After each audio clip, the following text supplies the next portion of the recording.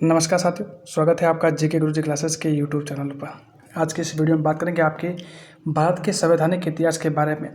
भारत के संवैधानिक इतिहास के बारे में बात करने वाले हैं, जिसमें से आपके जो भारत का पूरा संवैधानिक इतिहास है उसके बारे में, यानी कि आपके जो 1773 के रेगुलेटिंग एक्ट है वहाँ से लगाकर आपके जो 1935 के बाद भी जितने भी अधिनियम बने थे, उस भारत का संविधान बनने के लिए जितने भी अधिनियम और जितने भी रेगुलेटिंग एक्ट आए, उन सभी के बारे में हम बात करेंगे, पूरी डिटेल के साथ बात करेंगे। और साथ ही उन आपके जो एक्ट है, उन एक्टों में आपके कौन कौन से जो महत्वपूर्ण पॉइंट है जो कि आपके आने वाले एग्जाम में हर बार पूछे जाते हैं, उन सभी को हम इस वीडियो के माध्यम से कवर करने वाले हैं। तो ये वीडियो आपके लिए काफ़ी इंपॉर्टेंट होगा, तो इस वीडियो को एंड तक जरूर देखिएगा।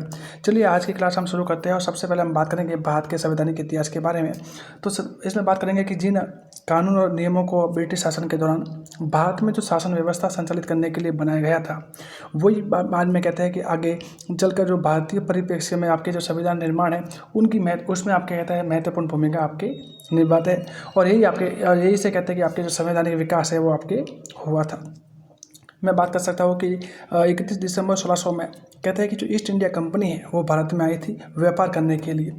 सभी जानते हैं कि जो ईस्ट इंडिया कंपनी है वो शुरुआत में तो भारत में व्यापार करने के लिए आई थी, लेकिन धीरे धीरे कहते हैं कि अपने साम्राज्य विस्तार करते करते पूरे आपके जो भारत है उस पर अधिकार कर बैठी।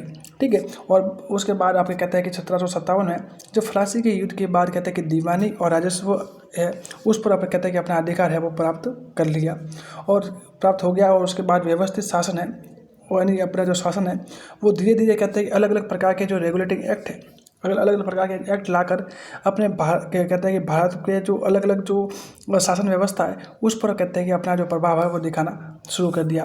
और पहली बार जो आपके रेगुलेटिंग एक्ट लाया था वो लाया था आपके 1773 में लाया गया था। ठीक है। अब सबसे पहले बात करेंगे कि 1773 में जो रेगुलेटिंग एक्ट लाया गया था उनमें महत्वपूर्ण बातें कौन सी हैं उसके बारे में बात करेंगे।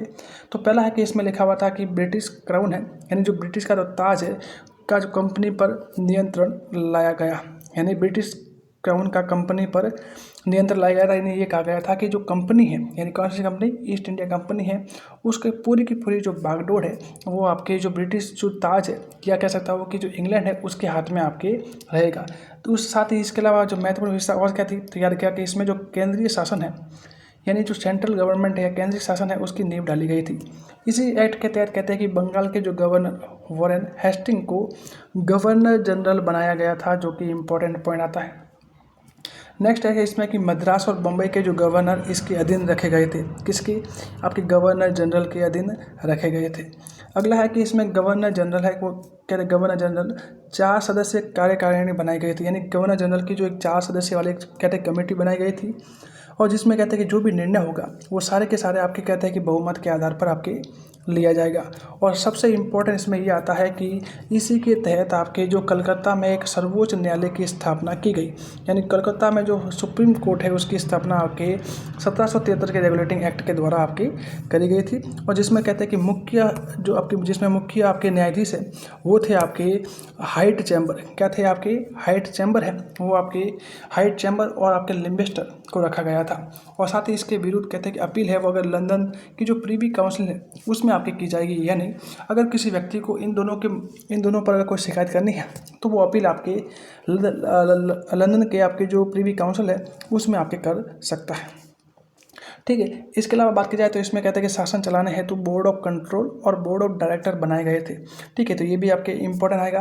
और अंतिम इसमें जो महत्वपूर्ण बिंदु निकलता है कि व्यापार की जो सभी सूचनाएं हैं वो आपके जो ब्रिटिश ताज है उनको देना सुनिश्चित करेगा, यानी कि जो भी व्यापार में जितने भी जो फायदा हो रहा है, जो भी नुकसान हो रहा है, क्या क्या गतिविधियाँ है, वो सारी की सारी जो सूचना है उस ब्रिटिश क्राउन को आपको कंपनी की जो सूचना है वो देनी पड़ेगी। अगली बात करेंगे जो अगला, फिर उसके बाद जो आपके एक्ट देखने को मिलता है वो आपके एक्ट देखने को मिला था वो था आपके 1784 का जो पिट्स इंडिया एक्ट आया था उसके बारे में ये जो आपको देखने को मिला था। बात करेंगे कि इसमें आपके जो महत्वपूर्ण बिंदु कौन कौन थे। एक था इसमें कि गवर्नर जनरल की जो कार्यकारिणी सदस्य है उसमें से एक सदस्य कम कर दिया गया था। जैसा कि मैंने पिछले बताया था कि इसमें कुल मिला के जो 4 सदस्य की टीम थी, कितनी थी, 4 सदस्य की आपकी टीम देखने को मिली थी। लेकिन अब क्या कहता है कि इसमें 4 कम कर, यानी 1 कम कर दिया गया, तो आप समझ सकते हो कि अब आपके जो गवर्नर जनरल है उसकी जो कार्यकारिणी सदस्य है उसमें कुल मिला के 3 सदस्य है उसमें देखने को आपको मिलेंगे। ठीक है, और फिर बात करेंगे कि कंपनी के जो व्यापारिक और राजनीतिक कार्य है वो अलग अलग कर दिए गए थे। यानी जो व्यापारिक कार्य है वो अलग व्यक्ति संभालेगा, राजनीतिक कार्य है वो अलग संभालेगा, दोनों को मिक्स नहीं किया जाएगा। ठीक है, तो ये भी इसमें बातें करी गई है। ठीक है, फिर इसमें लिखा गया है कि व्यापारिक कार्य है वो बोर्ड ऑफ डायरेक्टर, यानी जो व्यापार के जो कार्य थे, मैंने बताया कि 2 काउंसिल बनाए थे। ये देखो कि 1773 के रेगुलेटिंग एक्ट में 2 बोर्ड बनाए थे, एक तो आपके बोर्ड ऑफ कंट्रोल और बोर्ड ऑफ डायरेक्टर बनाए गए थे, जिसमें आपके जो बोर्ड ऑफ डायरेक्टर है वो आपके व्यापारिक कार्य संभालेंगे, जबकि आपके जो बोर्ड ऑफ कंट्रोल है वो आपके राजनीतिक कार्य है वो संभालने का आपके जो काम है वो आपके करेंगे। ठीक है, उसके बाद एक्ट आया था आपके 1793 का जो एक्ट आया था, इसमें शासन कहते हैं कि लगभग ठीक ही चला था, लेकिन ज़्यादा कुछ था नहीं, और इसे कहते हैं कि इसलिए इसे 20 साल आगे बढ़ा दिया गया था। यानी इसी को आगे कहते हैं कि 20 साल आगे बढ़ाकर एक नॉर्मल एक्ट के रूप में इसे लाया गया था। फिर अगला एक्ट आता है आपके 1813 का एक्ट आता है। इस एक्ट में कहते हैं महत्वपूर्ण बातें करी थी, जैसे इसमें कंपनी का जो शासन का जो भार है वो अधिक होने के कारण कहते हैं कि व्यापारिक कार्य क्षेत्र है वो सभी लोगों के लिए खोल दिए गए थे। यानी केवल आपके जो आपके जो बोर्ड ऑफ कंट्रोल है उनके हाथ में आपके जो व्यापारिक कार्य है ना उसमें बोर्ड ऑफ डायरेक्टर के हाथ में नहीं रहेगा, बाकी सभी और जो समिति जितनी भी बनाई गई थी उन सभी के हाथ में आपके रहेगा। लेकिन कहते हैं कि चीन के साथ जो चाय के व्यापार है उस पर कहते हैं कि एक ही अधिकार आपके बना रहेगा। ठीक है, इसके अलावा बात कहते हैं इसमें कि भारत में जो ईसाई धर्म के प्रचार की अनुमति दी गई थी, यानी भारत में ईसाई धर्म है उसका प्रचार किया जा सकता है, और भारतीय शिक्षा साहित्य के जो पुनरुत्थान हेतु 1 लाख रुपए के जो खर्चे का प्रावधान है वो भी इसमें आपके रखा गया है। ठीक है, ये था आपके जो 1813 का आपके एक्ट था। नेक्स्ट एक्ट के बारे में बात करूँ तो अगला था आपके 1833 का एक्ट था, यानी 1833 का जो चार्टर एक्ट है, अधिनियम है, वो था। इसमें जो बात करी गई थी कि इसमें गवर्नर जनरल को गवर्नर जनरल ऑफ इंडिया बना दिया गया था। यानी पहले केवल गवर्नर जनरल था, उसको अब वर्तमान में कहते हैं उसको फिर आपके गवर्नर जनरल ऑफ इंडिया बनाया गया था। पहले गवर्नर जनरल ऑफ इंडिया कौन, और जो पहले गवर्नर जनरल ऑफ इंडिया कौन बने थे, तो याद रखिएगा कि जो विलियम जो बेटिंग है वो आपके जो पहले गवर्नर जनरल बने थे। नेक्स्ट बात करूँ कि इसमें था कि टीबी मैकाले की जो सदस्य के रूप में जोड़ा गया था, यानी कि जो टीबी मैकाले है उनको कहते हैं कि जो विधि यानी जो कानून निर्माण की जो समिति थी उसमें कहते हैं कि सदस्य के रूप में जोड़ा गया था। साथ ही इसमें जिसे कार्यकारिणी में मत देने का अधिकार आपके नहीं था, यानी कि जो कार्यकारिणी थी उनमें जो वोट देने का अधिकार आपके जो विधि के सदस्य थे उनको आपके नहीं था। यानी एक तरह से कह सकता था कि मेघालय को फिलहाल उस समय कार्यकारिणी की जो वोट देने का अधिकार आपके नहीं था। तो अगला था कि इसमें मेघालय कमीशन की जो सिफारिश के आधार पर भारत में कहते हैं कि शिक्षा का माध्यम अंग्रेजी बनाया गया था और सरकारी नौकरियों में भेदभाव निषेधित किया गया था। यानी इसमें कह सकता हो कि इसी चार्टर एक्ट के तहत मेघालय कमीशन आया, और उस मेघालय कमीशन के तहत कहते हैं कि भारत में कहते हैं कि अंग्रेजी का शिक्षण करवाना आपके शुरू किया गया था। ठीक है, नेक्स्ट बात करेंगे इसमें साथ ही भारत इसमें कहा था कि आपके जो टीबी मेघालय ने शिक्षा को उर्दू विस्पन सिद्धांत या फिर कहते हैं कि छन सिद्धांत या फिर आपके जो ड्रेन थ्योरी के नाम से कहते हैं कि दी थी, यानी इसको कहते हैं उपमा दी थी, जिससे समाज के अन्य वर्गों को भी शिक्षा देना तय किया गया था। ठीक है, साथ ही इसमें सबसे इम्पोर्टेंट आता है कि इसी एक्ट के तहत इसमें सती प्रथा, दास प्रथा और कन्यावध को अवैध घोषित किया गया था, जो कि आपके सबसे इम्पोर्टेंट इसमें रहेगा। नेक्स्ट फिर आया था आपके 1853 का चार्टर अधिनियम। इसमें कहा गया था कि बोर्ड ऑफ डायरेक्टर्स के सदस्यों की संख्या बढ़ाई गई और पीडब्ल्यूडी और सार्वजनिक निर्माण विभाग बनाया गया था। तो ये भी आपके इंपॉर्टेंट बिंदु बन जाता है कि पीडब्ल्यूडी और जो सार्वजनिक निर्माण विभाग है वो आपके 1853 के जो चार्टर अधिनियम है उसके तहत आपके बने थे। साथ ही जो सिविल सेवकों की जो खुली भर्ती परीक्षा कहते हैं कि इसके तहत कहते हैं कि आयोजित करने का जो प्रावधान है वो आपके रखा गया। अगला आपके अधिनियम आता है आपके 1858 का अधिनियम, जिसमें 1857 की क्रांति के बाद ईस्ट इंडिया कंपनी का शासन कहते हैं कि समाप्त कर भारत का शासन सीधे ही कहते हैं कि ब्रिटिश ताज को आपके सौंप दिया गया था। जैसा कि आप जानते हैं कि पहले आपके जो भारत का शासन था वो आपके सबसे पहले आपकी जो कंपनी के हाथ में था, और कंपनी कहते हैं कि सारी जो रिपोर्ट है वो ब्रिटिश के जो ताज को देती थी। लेकिन अब जो भारत का जो शासन है अब वो कंपनी के अधीन होकर सीधे ही आपके जो ताज के अधीन आपके हो गया। ठीक है, तो फिर ये हो गया। और नेक्स्ट हम बात करेंगे कि अगला इसमें इसके अलावा और क्या बात हुई, तो अगला था कि इसमें गवर्नर जनरल ऑफ इंडिया को कहते हैं कि वाइसराय की पद्धति बनाया गया था। यानी अब इसमें जो वाइसराय है, यानी जो गवर्नर जनरल ऑफ इंडिया था, उसी को ही कहते हैं कि वाइसराय के रूप में जाना जाने लगा। और जो पहला वाइसराय था वो बना था लॉर्ड कैनिंग। कौन बना था? लॉर्ड कैनिंग है वो बना था। और भारत सचिव का जो पद है वो सृजित किया गया था। यानी इसी अधिनियम के तहत, और काफ़ी बार प्रश्न आ चुका है कि 1858 का जो अधिनियम था, कि जो 1858 का अधिनियम था, इसी के तहत कहते हैं कि जो भारत सचिव का जो पद है वो आपकी बनाया गया था, जिसकी जो कार्यकारिणी के जो 15 सदस्य इसमें रखे गए थे, जिसमें से कुल मिला के जो 7 सदस्य हैं वो तो आपके मनोनीत थे, जबकि 8 सदस्य हैं वो आपके निर्वाचित आपके रहेंगे। इसके अलावा फिर बात करी थी कि इसमें बोर्ड ऑफ डायरेक्टर और बोर्ड ऑफ कंट्रोल को समाप्त कर दिया गया था। यानी पहले जो दो समितियाँ बनाई गई थी, बोर्ड ऑफ कंट्रोल और बोर्ड ऑफ डायरेक्टर, जिसमें जो राजनीतिक और सरकारी जो कार्य है वो आपके व्यापारिक कार्य संभालते थे, उनको कहते हैं कि यहाँ पे आपकी समाप्त कर दिया गया। इसके अलावा भारत सचिव कहते हैं कि चार्ल्स वुड को बनाया गया था। किसके बनाया? तो पहला भारत सचिव कौन था? तो याद रखिएगा कि चार्ल्स वुड था। साथ ही इन्होंने कहते हैं शिक्षा के प्रचार और प्रसार के लिए वुड डिस्पैच दिया। क्या था? वुड डिस्पैच है वो दिया, जिसमें आपकी जो प्राथमिक शिक्षा प्राथमिक शिक्षा है उसको कहते हैं कि जो मातृभाषा में देना निर्धारित किया गया था। यानी कि बच्चों की जो प्राथमिक शिक्षा है, शुरुआती शिक्षा है, उसको कहते हैं कि बालक की जो मदर लैंग्वेज है, मातृभाषा है, उसमें ही देना चाहिए, ऐसा इसमें बात करी गई थी। और इसी को कहते हैं कि शिक्षा का मैग्ना कार्टा भी कहा जाता है, जो कि आपके इम्पोर्टेंट आता है। यानी जो वुड डिस्पैच है उसको कहते हैं कि शिक्षा का मैग्ना कार्टा कहते हैं। साथ ही इसमें कहते हैं कि बम्बई, कलकत्ता और मद्रास में विश्वविद्यालय की स्थापना भी आपके इसी के तहत आपके करी गई थी। अगला अधिनियम आता है आपके 1861 का भारत शासन अधिनियम। इसमें कहा गया था कि भारत की जो राजधानी है वो कलकत्ता में, जो भारत की राजधानी कलकत्ता है, उसमें केंद्रीय विधान परिषद बनाई जाए। और साथ ही जो वाइसराय या फिर कह सकता हूँ कि गवर्नर जनरल की जो कार्यकारिणी में अतिरिक्त सदस्य की जो संख्या जो 6 थी, वो 6 से आपके 12 के मध्य कहते हैं कि रखी गई। कितनी? 6 से 12 के मध्य रखी गई। साथ ही इसमें कहते हैं कि बम्बई, मद्रास और कलकत्ता में हाई कोर्ट की स्थापना भी आपकी इसमें तहत करी गई। और साथ ही कहते हैं कि वाइसराय के अध्यादेश जारी करने का अधिकार दिया गया। तो इम्पोर्टेंट है कि वाइसराय को अध्यादेश जारी करने का अधिकार किस एक्ट के तहत मिलता है? तो 1861 अधिनियम के तहत आपके मिलता है। और कहते हैं कि जो अधिनियम आपके जो अध्यादेश जारी करेगा वाइसराय, वो कहते हैं कि जो 6 महीने से अधिक आपके लागू नहीं रहेगा, यानी 6 महीने के बाद स्वतः ही कहते क्या हो जाएगा? समाप्त हो जाएगा। अगला आता है आपके 1892 का जो भारत परिषद अधिनियम। ये भी थोड़ा इंपॉर्टेंट रहता है। कहते हैं कि इसमें 1885 में जो कांग्रेस की स्थापना के बाद जो सुधार की जो मांगे निरंतर तीव्र होती गई, यानी कि जिसमें अलग अलग प्रकार के सुधार है, जो भारत में अलग अलग व्यक्तियों को अलग अलग प्रकार के अधिकारों की जो मांग है, उसके बारे में कहते हैं कि जो बातें हैं वो आपके चलती गई। और साथ ही कहते हैं कि इसमें अप्रत्यक्ष निर्वाचन पद्धति को भी प्रारंभ करने का जो मांग है वो बड़ी। साथ यानी कि जो बड़े उद्योगपति हैं, जमींदार है, व्यापारी है, और या जो गैर सरकारी सीटों के लिए कहते हैं कि चुनाव लड़ा जाए, ऐसी कहते हैं कि जो आपके कांग्रेस की जो आपके कहते हैं कि इसमें बातें रखी गई थी।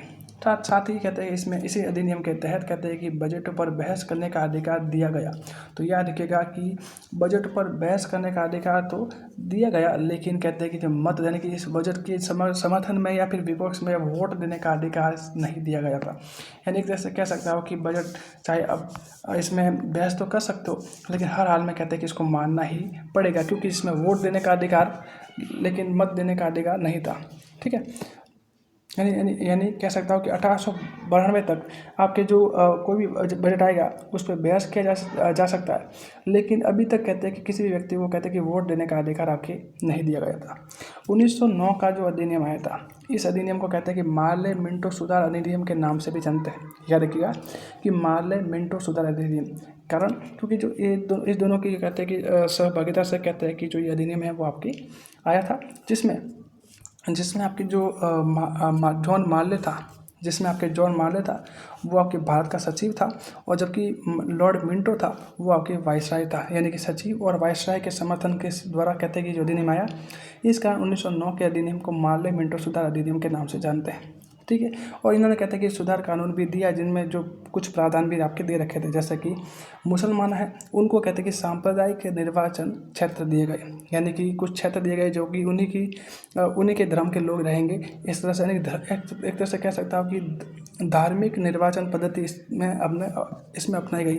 साथ ही कहते हैं कि AP सिन्हा को कहते हैं कि वाइसराय, या फिर कह सकता हूँ कि गवर्नर जनरल की जो कार्यकारिणी की जो सदस्य थे उसमें आपके शामिल किया गया था। तो क्या रखेगा कि कौन था आपके कार्यकारिणी सदस्य में शामिल, तो भारतीय व्यक्ति था वो आपके था AP सिन्हा था। फिर अगला आता है आपके 1919 का भारत शासन अधिनियम, जो कि सबसे आपके इम्पोर्टेंट आता है, और इसको आपके मॉन्टेग्यू चेम्सफोर्ड सुधार के नाम से भी जानते हैं, यानी इसे मॉन्टेग्यू चेम्सफोर्ड सुधार कानून भी कहा जाता है। इसकी जो घोषणा है वो आपकी 20 अगस्त 1917 को हुई थी। कब हुई थी? 20 अगस्त 1917 से कहते हैं कि इसकी जो घोषणा है वो प्रारंभ हुई थी, जिसमें कहते हैं कुछ प्रावधान किए गए, जैसे कि इसमें प्रांतों में द्वैध शासन प्रारंभ किया गया था। और जो इसके जो कहते हैं, और सबसे पहले कहते हैं कि द्वैध शासन की जो बात रखी गई थी वो रखी थी आपके जनक, जो इनके जो द्वैध शासन के जनक है वो आपके लियोनिड कार्टिस को माना जाता है। ठीक है, यानी मैं कह सकता हूँ कि आपकी जो 1919 का अधिनियम है उससे कहते हैं कि जो मॉन्टेग्यू चेम्सफोर्ड सुधार कहते हैं, इसकी सबसे पहले घोषणा है वो 20 अगस्त 1917 को हुई। साथ ही कहते हैं कि इसी अधिनियम के तहत कहते हैं कि द्वैध शासन लाया गया था।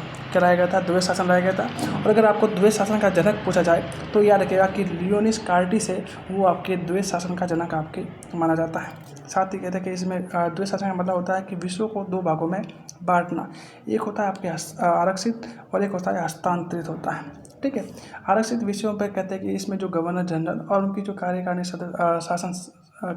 जो सदस्य समिति थी उन्हीं का ही आपके शासन रहेगा, जो कहते हैं कि किसी के प्रति उत्तरदायी नहीं है। यानी कि इस कार्य के तहत जो आरक्षित विषय कौन कौन, जैसे कि रक्षा, वित्त है, जेल है, पुलिस है, विदेशी संबंध है, आपके ईसाइयों के जो कानून है, अंग्रेजी शिक्षा है, सिंचाई है आदि है, अगर उसमें किसी भी प्रकार का कोई भी परिवर्तन किया जाता है, कुछ भी फेरबदल की जाती है, तो वो कहते हैं कि उनको कहते हैं कि जो इस पर कहते हैं कि किसी को जवाब देने की कोई भी आवश्यकता नहीं होगी। ठीक है, जैसे कि आशा जैसे आपके, और जो हस्तांतरित विषय रखे गए थे वो रखे थे वो रखे गए थे आपके, जैसे स्थानीय स्वशासन, मनोरंजन, कृषि, सहकारिता है वो आपके इसमें रखे गए थे।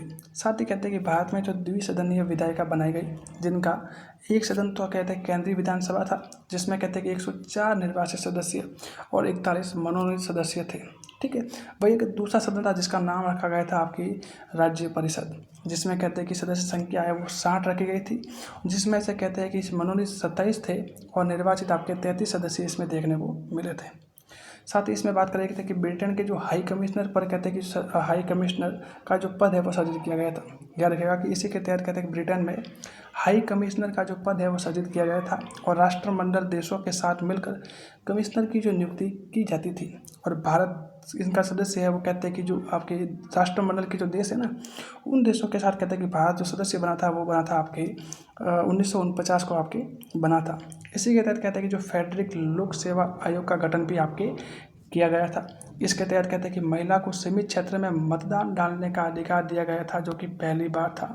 इसके अलावा बात की जाए कि सांप्रदायिक निर्वाचन जो प्रणाली थी वो उसका विस्तार किया गया था। इसी अधिनियम कहते हैं कि यह अधिनियम है वो आपके 1 अप्रैल 1921 से प्रारंभ हुआ और 1 अप्रैल 1937 तक कहते हैं कि आपके लागू रहा। ठीक है, याद रखिएगा कि इसे बाल गंगाधर तिलक है उन्होंने कहते हैं कि बिना सूरज का जो अंधेरा कहा था, याद रखिएगा। और जो कथन आपके काफ़ी बार एग्जाम में पूछा जाता है कि इसे बिना सूरज का अंधेरा किसने कहा, तो याद रखिएगा बाल गंगाधर तिलक।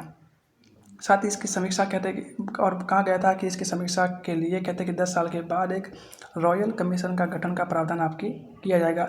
लेकिन फिर भी कहते हैं कि 1935 में कहते हैं कि भारत शासन अधिनियम लाया गया था। पहले 10 साल बोला था, लेकिन 10 साल ना बोलकर सीधे 1935 में आपके भारत शासन आपका अधिनियम लाया गया था। 1928 में कहते हैं कि नेहरू रिपोर्ट आई थी।